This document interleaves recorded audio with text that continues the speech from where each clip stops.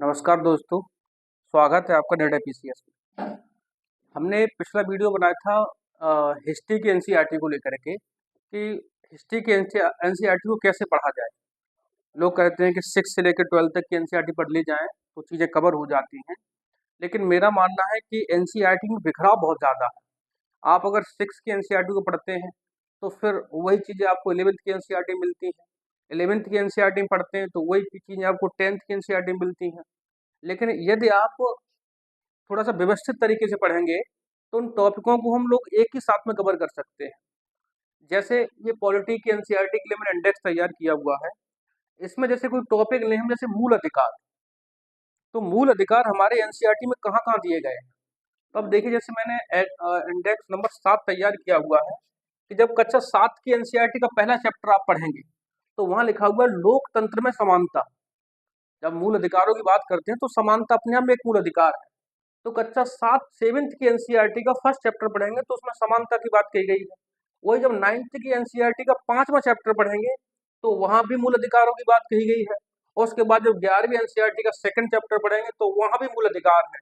और 11वें एनसीईआरटी का, अच्छा 11th में 2 एनसीईआरटी हैं। जो सेकंड वाला जो पार्ट लिखा है मैंने 11th की, एक तो ये एनसीईआरटी है जो केवल 11th लिखा हुआ है, और जहां जहां 11th सेकंड लिखा हुआ है उसका मतलब है ये जो किताब है 11th एनसीईआरटी का सेकंड पार्ट ये है।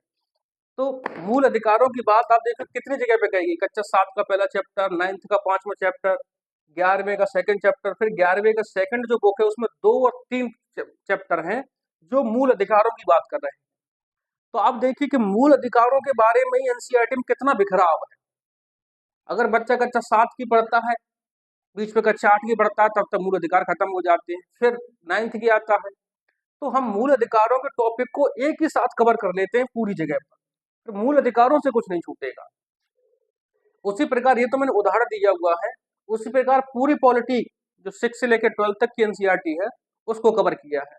अब आप हमारे साथ सबसे पहले जो पॉलिटी की एनसीईआरटी है, जिसको लोग 6 से लेकर 12 तक की एनसीईआरटी बताते हैं, तो 6 की एनसीईआरटी आप ना पढ़े तो कोई बात नहीं है। 6 की एनसीईआरटी में कुछ है भी नहीं, उसको आप छोड़ सकते हैं। आप पॉलिटी की एनसीईआरटी में ये जो हमारा सामाजिक राजनीतिक जीवन है एनसीईआरटी का, ये कक्षा 7 की किताब है, तो आप पॉलिटी के लिए इसको ले सकते हैं। और इसके बाद जो कक्षा 8 की एनसीईआरटी है, ये सामाजिक एवं राजनीतिक जीवन, एक ये एनसीईआरटी है, इसको कवर करेंगे, है ना। और इसके बाद एक 9th की एनसीईआरटी है लोकतंत्र राजनीतिक, ये एनसीईआरटी है।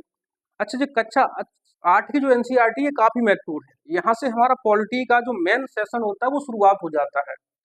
उसके बाद आप देखेंगे तो 10th की एनसीईआरटी है जो लोकतंत्र राजनीति 2 की बात करता है, ठीक है, अपने आप में किताब। और बाकी की ये वाली जो एनसीईआरटी है भारत का संविधान और सिद्धांत व्यवहार, ये किताब अपने आप में बहुत महत्वपूर्ण है। ये प्रीलिम्स के पर्पज से नहीं, मेंस के पर्पज से काफी महत्वपूर्ण है। 2019 से लेकर के और 2022-23 तक जो यूपी पीसीएस का मेंस हुआ, उस मेंस के सारे सवाल इस किताब से टच हो रहे हैं।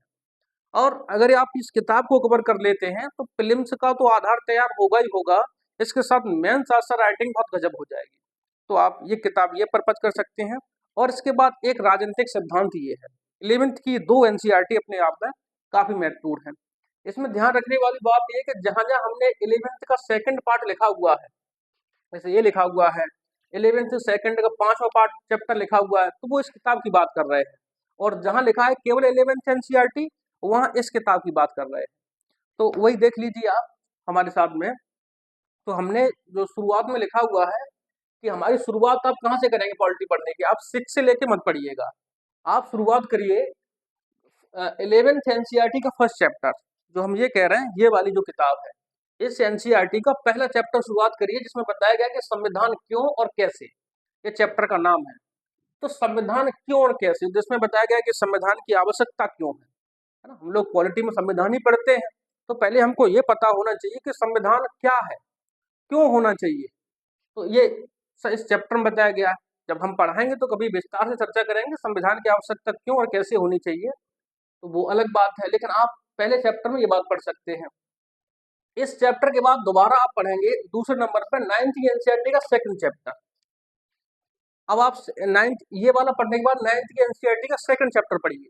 जिसमें लिखा गया संविधान निर्माण। देखिए यहाँ बताया गया संविधान क्यों और कैसे, और फिर संविधान का निर्माण कैसे हुआ, ये चर्चा आपको 9th के एनसीईआरटी के सेकंड चैप्टर में मिलेगी। उसके बाद आप पढ़िए कक्षा 8 का फर्स्ट चैप्टर, कक्षा 8 की एनसीईआरटी फर्स्ट चैप्टर जिसका नाम है भारतीय संविधान। और इसको पढ़ने के तुरंत बाद 11th एनसीईआरटी का 9 और 10 चैप्टर, जिसमें संविधान एक जीवन दस्तावेज है। इस पर आप देखिए जो 10th की 11th की जो एनसीईआरटी है ये वाली, इसके लास्ट में 9वां चैप्टर है संविधान एक जीवन दस्तावेज है। इस पर कई बार निबंध पूछा गया है। जीवंत दस्तावेज का मतलब होता है कि हमारा जो संविधान बना 1950 से लेकर के वो आज तक कंटिन्यू बना हुआ है। बाकी विश्व के बहुत सारे संविधान कई बार मिटे फिर दोबारा बने हुए हैं, उसकी बात कर रहा है। तो ये देखिए पहले आप संविधान को समझें क्या है, संविधान का निर्माण कैसे होता है, फिर हम आ रहा है भारतीय संविधान पर, इंडियन कॉन्स्टिट्यूशन का मामला क्या है, और फिर 11th की एनसीईआरटी ये दोनों चैप्टर कवर करेंगे जिसमें संविधान राजनीतिक दर्शन की बात की गई है। उसके बाद आप पढ़ेंगे 11th एनसीईआरटी सेकंड। अब जो सेकंड बात आ गई वो इस वाली किताब की बात आ गई। तो यहाँ आप नागरिकता की बात करेंगे, जैसे हमारे संविधान में पहला पार्ट राज्य की बात करता है, दूसरा नागरिकता की बात करता है, तो पहले नागरिकता पढ़ लेंगे। उसके बाद 9th एनसीईआरटी का फर्स्ट चैप्टर पढ़ेंगे लोकतंत्र क्या क्यों। अब देखिए लोकतंत्र के बारे में बिखराव है। 9th की एनसीईआरटी का फर्स्ट चैप्टर लोकतंत्र की बात करता है, फिर 10th की एनसीईआरटी के 3 चैप्टर हैं जो लोकतंत्र से ही रिलेटेड है।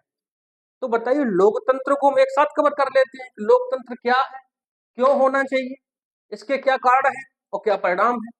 तो 2 एनसीईआरटी कवर करेंगे, 9th की फर्स्ट एनसीईआरटी और 10th का 5, 7, 8 चैप्टर जो लोकतंत्र से ही रिलेटेड है। तो इसके बाद जो लोकतंत्र की हमारी जो आवश्यकता है या जो समझना चाहिए वो लोकतंत्र कवर हो जाएगा हमारा पूरा। उसके बाद आप पढ़ेंगे 9th का 4 चैप्टर और 11th का 5 चैप्टर, कक्षा 8 का तीसरा चैप्टर। इन तीनों 9th की एनसीईआरटी इसमें संसदीय कार्यपालिका के बारे में विस्तार से बात की गई है। तो आप संसद को पहले 9th में पढ़ेंगे फिर 11th में पढ़ेंगे, तो वो एक साथ पढ़िएगा। पहले 9th की एनसीईआरटी का 14 चैप्टर पढ़ें, फिर 11th का 5वां पढ़ें, 8 का तीसरा पढ़ें। तो इसमें क्या होगा कि आपकी जो पार्लियामेंट वाली जो समझ होगी वो थोड़ी सी अच्छी से डेवलपमेंट हो जाएगी एक साथ में। और फिर 11वीं एनसीईआरटी का 4 चैप्टर जो कार्यपालिका, इस वाली एनसीईआरटी का जो कार्यपालिका कवर कर लेंगे, तो यहाँ से जो विधायिका वाला जो मामला है वो कवर हो जाएगा।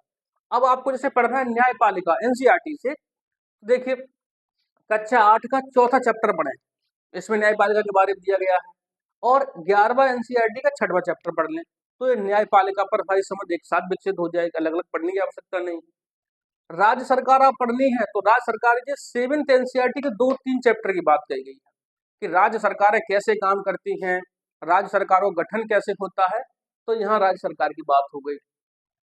अब आपको लोकल गवर्नेंस पढ़ना है, स्थानीय सुशासन पढ़ना है, पंचायतों के बारे में पढ़ना है, तो कक्षा 6 एनसीईआरटी का 4, 5, 6 मतलब लोकल गवर्नमेंट के बारे में प्रावधान पूरी एनसीईआरटी में 6 से लेकर 12 तक एनसीईआरटी पढ़ेंगे तो कहीं नहीं दिया गया है, केवल यहाँ 6 की एनसीईआरटी में है ना। तो ये 6 की जो एनसीईआरटी है इसका चौथा, 5वां, 6वां चैप्टर पढ़ लीजिएगा, और बाकी कोई चैप्टर पढ़ने की आवश्यकता नहीं 6 की एनसीईआरटी में। इसमें स्थानीय सुशासन की बात विस्तार से की गई है, ठीक है। आगे 9th की एनसीईआरटी का तीसरा चैप्टर, 11th का तीसरा चैप्टर, ये दोनों पढ़ेंगे तो चुनावी प्रक्रिया क्या होती है। जैसे यहाँ 9th की तीसरी एनसीईआरटी का चैप्टर का नाम है चुनावी राजनीति, चुनाव और प्रतिनिधित्व। ये दोनों एनसीईआरटी आपको चुनाव से संबंधित जो चीजें होती हैं उनके बारे में विस्तार से जानकारी दे रहे हैं। कक्षा 7 फिर आप लोकतंत्र में समानता पढ़ेंगे, ये मूल अधिकारों की बात है जो मैंने आपको शुरू में बता दिया था कि मूल अधिकारों के लिए कौन कौन से चैप्टर पढ़ेंगे, ये वाले चैप्टर पढ़ेंगे।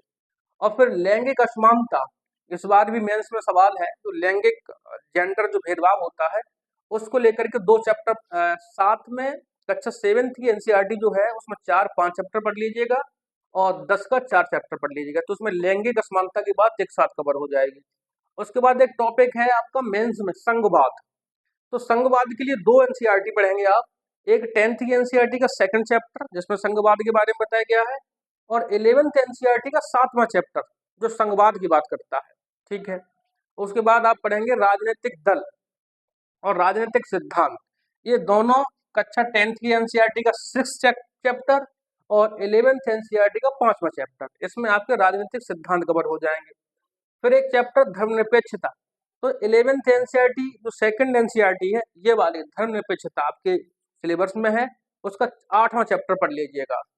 उसके बाद 11th की फिर एनसीईआरटी है। 11th की एनसीईआरटी नीचे आपको नहीं दिख रहा होगा, मैं इधर लिख देता हूँ। 11th की जो सेकंड वाला पार्ट है उसमें 8वां चैप्टर है, इसका नाम है सामाजिक न्याय, सोशल जस्टिस, सामाजिक न्याय। तो सामाजिक न्याय के बारे में ये वाला चैप्टर पढ़ लीजिएगा आप, है ना। सामाजिक न्याय के बारे में कक्षा 8 की एनसीईआरटी के 5 चैप्टर और पढ़ने हैं, तो आप कैसे पढ़ेंगे? पहले कक्षा 8 की एनसीईआरटी के 5 और 6 चैप्टर पढ़ लीजिएगा, उसके बाद 11th का 8 पढ़ लीजिएगा, तो इसमें आपका सामाजिक न्याय कवर हो जाएगा। इसमें हाशियाकरण की बात कही गई है, हाशियाकरण। हाशियाकरण का मतलब यही होता है कि समाज से अलग कर देना, है ना। उसके बाद 11th एनसीईआरटी का, फिर 11th की एनसीईआरटी आपको पढ़नी है सेकंड वाली, इसमें आपको 7वां चैप्टर पढ़ना है जो राष्ट्रवाद से संबंधित है। हालांकि मॉडर्न हिस्ट्री का टॉपिक है, फिर भी आप पढ़ लीजिएगा, थोड़ी समझ विकसित हो जाएगी। तो उसके बाद ये हमारी जो 6 से लेकर 12 तक की एनसीईआरटी है। अच्छा, 12 वाली एनसीईआरटी मैंने क्यों चर्चा नहीं की है, वो दरअसल हिस्ट्री का मामला है, तो वो आपको पॉलिटी के लेवल पर समझ विकसित तो नहीं करेगी, उसको छोड़ देंगे। बाकी 11th तक की एनसीईआरटी आप कवर कर लीजिएगा, और चैप्टर वाइज जो मैंने आपको बताया है, तो संविधान या पॉलिटी के जो कुछ शब्दावलियां हैं उन पर आपकी समझ विकसित हो जाएगी।